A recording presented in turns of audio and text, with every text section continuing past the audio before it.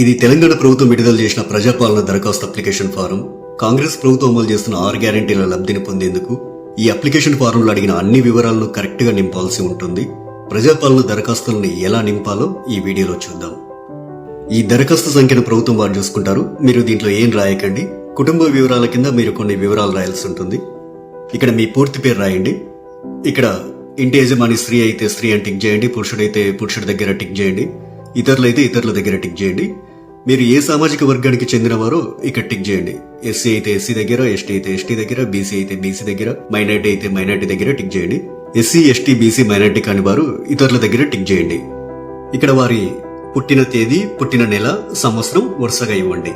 12 అంకెల Aadhaar card number ఇందులో fill చేయండి. ఇక్కడ రేషన్ కార్డ్ నెంబర్ రాయండి. ఇక్కడ మీ మొబైల్ నెంబర్ రాయండి. వృత్తి దగ్గర మీరు చేసే వృత్తిని రాయండి. ఇక్కడ మీ కుటుంబ సభ్యుల పేర్లు, వారి వివరాలు తెలపాలి. ఇక్కడ పేరు, అతను గాని ఆమె గాని మీకేమవుతారో, తల్లి అయితే తల్లి అని, భార్య అయితే భార్య అని, కొడుకు అయితే కొడుకు అని, కూతురు అయితే కూతురు అని నింపండి. వారు స్త్రీ అయితే స్త్రీ అని, మగవారైతే పురుషుడని. ఇక్కడ వారి పుట్టిన తేదీ, పుట్టిన నెల, సంవత్సరం వరుసగా ఇవ్వండి. ఇక్కడ వారి ఆధార్ కార్డ్ నెంబర్ రాయండి. ఇలా మీ ఇంట్లో ఎంతమంది ఉంటే అంతమంది పేర్లు రాయండి. ఇక 2వ పేజీలో ఏం రాయాలో చూద్దాం. 10వ నెంబర్ దగ్గర మీ చిరునామా రాయండి. ఆధార్ కార్డులో ఉన్నట్లు మీ ఇంటి నెంబర్ ఇక్కడ రాయండి. మీ గ్రామం లేదా మున్సిపాలిటీ ఇక్కడ రాయండి. ఇక్కడ మీ వార్డ్ నెంబర్ రాయండి. ఇక్కడ మీ మండలం పేరు, తర్వాత మీ జిల్లా పేరు ఇక్కడ రాయండి. ఇప్పుడు అభయస్థం గ్యారెంటీల సెక్షన్ కొందాం. గ్యారెంటీల పథకాలు లబ్ధి పొందేందుకు మీరు ఏం చేయాలి, మీరు ఏ వివరాలు ఇక్కడ రాయాల్సి ఉంటుందనేది చూద్దాం. ఇక్కడ కావలసిన పథకాల లబ్ధి కొరకు మీరు టిక్ మార్క్ చేయాల్సి ఉంటుంది. మహాలక్ష్మి పథకంలో భాగంగా ఇక్కడ 2 పథకాలున్నాయి. మొదటిది ప్రతి నెల 2500 ఆర్థిక సాయం పొందేందుకు ఇక టిక్ మార్క్ పెట్టండి. ఇక రెండోది 500 రూపాయలకు గ్యాస్ సిలిండర్ పొందేందుకు ఇక టిక్ మార్క్ పెట్టండి. 500 రూపాయలకు గ్యాస్ సిలిండర్ కు సంబంధించి మీరు కొన్ని వివరాలు నింపాల్సి ఉంటుంది. మొదట ఇక్కడ మీ గ్యాస్ కనెక్షన్ నెంబర్ రాయండి. ఇక్కడేమో మీకు గ్యాస్ సరఫరా చేస్తున్న కంపెనీ పేరు రాయండి. మీరు సంవత్సరానికి ఎన్ని గ్యాస్ సిలిండర్లు వాడతారో ఆ సంఖ్యని ఇక్కడ రాయండి. రైతు భరోసా పథకం కింద లబ్ధి పొందేందుకు ఇక్కడ కొన్ని వివరాలు ఇవ్వాలి.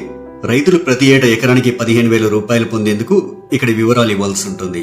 మీరు రైతు అయితే ఇక్కడ టిక్ మార్క్ పెట్టండి. ఒకవేళ మీరు కౌలు రైతు అయితే ఇక్కడ టిక్ మార్క్ పెట్టండి. ఇక్కడ మీ పట్టాదారు పుస్తక నెంబర్లు రాయండి.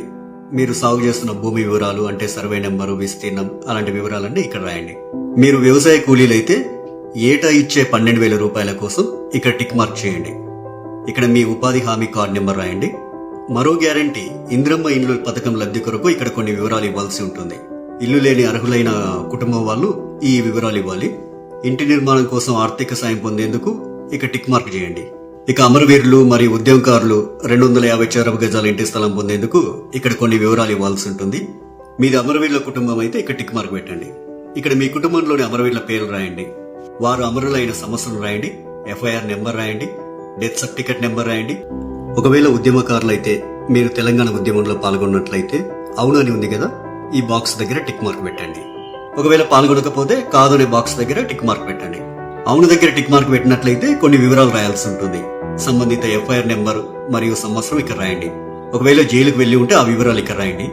ఇక్కడ జైలు పేరు రాయండి. ఇక్కడ స్థలం పేరు రాయండి. ఇక్కడ మీరు అనుభవించిన శిక్షా కాలం అంటే ఎన్ని రోజులు, ఎంత కాలం అనేది ఇక్కడ రాయండి.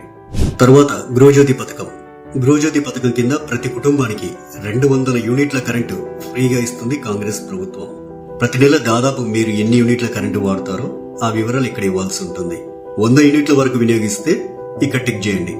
100 నుండి 200 యూనిట్ల వరకు వినియోగిస్తే ఇక్కడ టిక్ మార్క్ చేయండి. 200 యూనిట్ల కంటే ఎక్కువగా ఉపయోగిస్తే ఇక్కడ టిక్ చేయండి. మీ మీటర్ నెంబర్ను ఇందులో రాయండి. చేయూత పథకం. ప్రతి నెల చేయూత పథకం కింద వృద్ధులకు 4,000 రూపాయలు, దివ్యాంగులకు 6,000 రూపాయలు ప్రభుత్వం ఇస్తుంది. మిమ్మల్ని దివ్యాంగులుగా గుర్తిస్తూ ప్రభుత్వం మీకు ఇచ్చిన సదరం సర్టిఫికేట్ నెంబర్ ఇక్కడ రాయండి.